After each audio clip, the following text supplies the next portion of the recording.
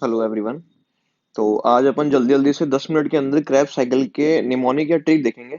तो इस ट्रिक को अपन ने क्या किया, 3 पार्ट्स में डिवाइड कर लिया। सबसे पहले अपन कुछ 3 4 बेसिक्स की बातें करेंगे, जो बेसिक अपन को उस ट्रिक में काम करेंगे।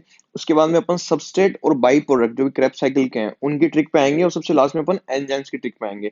तो सबसे बेसिक बात जो अपन स्टार्ट कर रहे हैं, पहला पॉइंट ये है कि तुम सब लोगों ने ये क्रैब साइकिल 11 12 से पढ़ा है, तो तुम देखते हो कि हर जगह कहीं ना कहीं सफिक्स या तो एक एसिड यूज किया जाता है या फिर एट यूज किया जाता है। तो तुम लोगों को अपने एग्जाम में एट यूज करना है, इक एसिड क्यों यूज नहीं करना? क्योंकि जो सफिक्स इक एसिड है वो यूज किया था जब आप कंपाउंड केमिस्ट्री लैब में बनाते हो।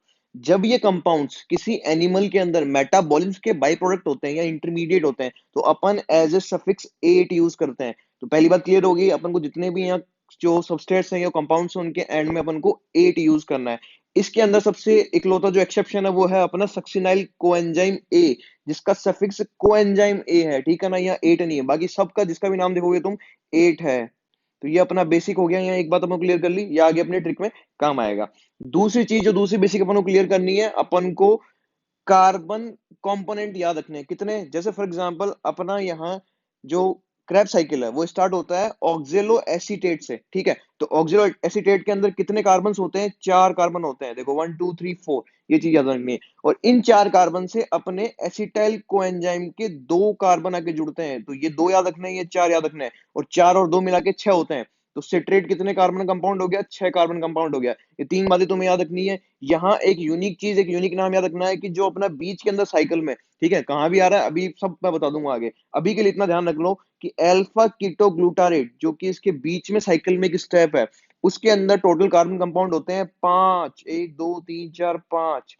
तो ये 4 बातें तुम्हें याद रखनी है, ठीक है। जहां से साइकिल स्टार्ट हो रहा है उसमें 4 कार्बन कंपाउंड होते हैं। एसिटाइल कोए जो कि 2 कार्बन कंपाउंड का प्रोडक्ट है, वो आगे से मिलता है और सिट्रेट बनाता है जो कि 6 कार्बन कंपाउंड्स को होता है। एक्सेप्शन केस में क्या ध्यान रखना है? अल्फा कीटो ग्लूटारेट जिसमें क्या होते हैं? 5 कार्बन कंपाउंड्स होते हैं। और पिछली वाली साइड से हमें क्या ध्यान रखना है? सक्सिनाइल कोए जो अलग है सबसे, ठीक है ना। सबके सफिक्स 8 लग रहा है, इसमें कोएंजाइम ए लगेगा। 2 बातें होगी। तीसरी चीज जो तुम सब लोगों को पता है एंजाइम से रिगार्डिंग, एंजाइम के लास्ट में एज लगता है सफिक्स के तौर पे, ठीक है ना। जहां भी एज लगा है वो एंजाइम है।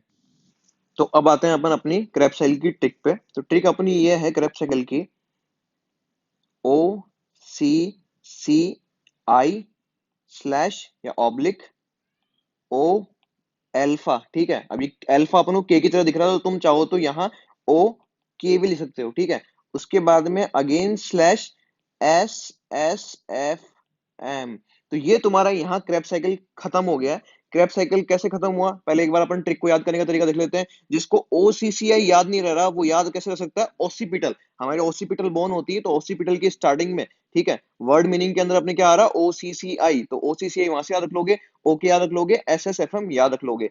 अब इस ट्रिक के अंदर सबसे बड़ी बात है अपन को, जहां जहां स्लैश है मतलब वो एंडिंग है एक वर्ड की, ठीक है। तो जहां जहां जिस जिस जगह एंडिंग है वहां से तुम निकाल दो NaDH2। जैसे फॉर एग्जाम्पल अपने यहां स्लैश है तो अपन यहां से निकाल दिया NaDH2 प्लस।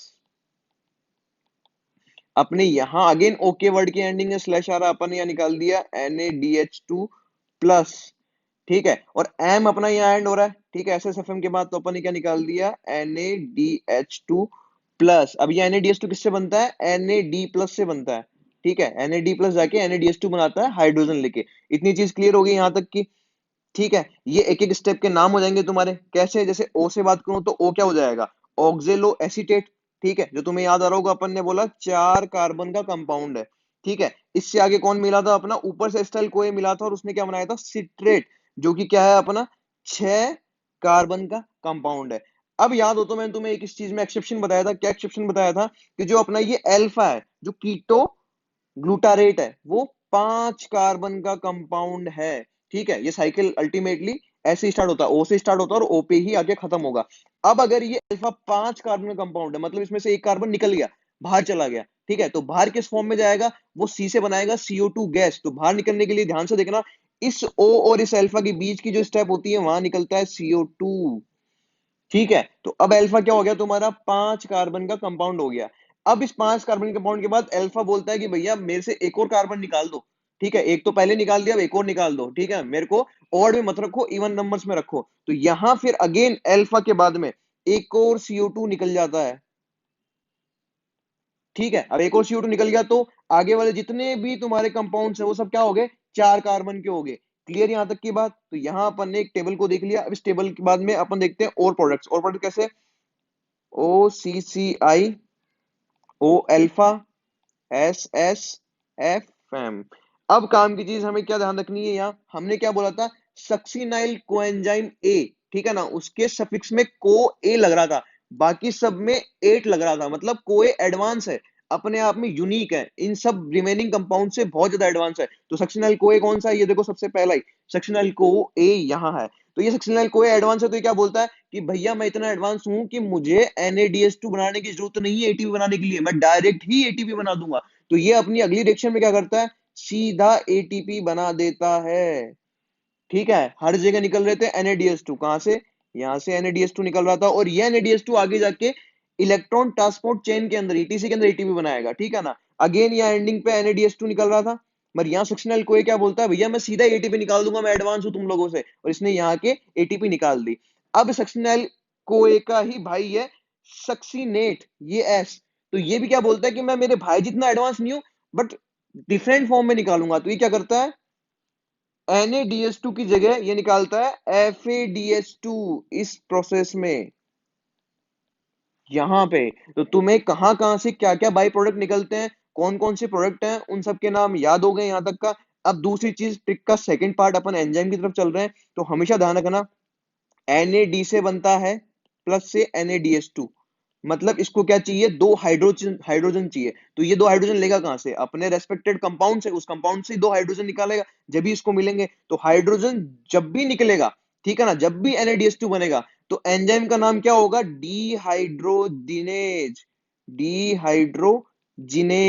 ठीक है, एज मतलब एंजाइम, और डीहाइड्रो मतलब हाइड्रोजन को निकाल रहा है, डिसोसिएट कर रहा है, कम कर रहा है। तो अब जरा ध्यान से देखना, तुम लोगों को क्या क्या पता चल रहा है कि इस I और O, इस वाली स्टेप के बीच में डिहाइड्रोजिनेज आएगा। ठीक है, यहाँ डिहाइड्रोजिनेज आएगा, AT बन रही है तो डिहाइड्रोजिनेज आएगा, इधर डिहाइड्रोजिनेज आएगा। अपन आते हैं अब अपनी पूरी की पूरी चार्ट के थ्रू, और इस चीज को वहां से समझते हैं। अब देखो जरा, ये तुम्हारी बुक का चार्ट है, इस बुक के अंदर जरा ध्यान से देखना। सबसे पहले स्टार्ट करते हैं चार वाले कंपाउंड से, ऑक्सिलो एसीटेट से। तो ऑक्सिलो एसीटेट चार कंपाउंड का था, ऊपर से आके एसिटाइल कोए जो कि 2 कार्बन का था, इससे मिला सिट्रेट से।